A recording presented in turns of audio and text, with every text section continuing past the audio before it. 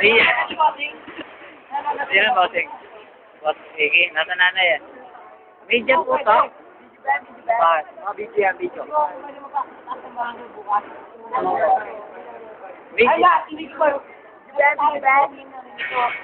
Medyo po to. Video. Ano po ang nangyayari sa inyo, sir? Wabagyo pa po ba? Ito po. Medyo malakas. Hindi po kasi kita, ulan eh. Hindi po tayo makakauwi sa ating mga bahay-bahay. Yun na po ba, sir? Stranded na po tayo rito ngayon. Huwag na po kayo umasang makakauwi pa tayo. Hindi na tayo makakauwi. Anong may? Buwan? Saan? Building nga eh. Di ba alam yan? Saan yun doon? Di mo gugulo yan ang patawangan. Orange building. Orange building. Sir. Video. Sandali na lang po ito. Mga 30 segundo na lang po siya.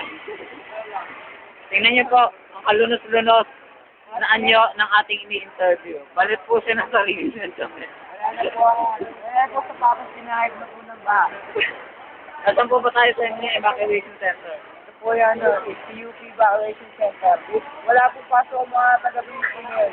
Kami po yung mga, mamamayan ng sa Takara. Hindi na po yung bayan namin. Dito po kami ngayon yung Dito po kami mag-Google. Sir, malayo po yun. Dito kami mag-Google. Dito kami.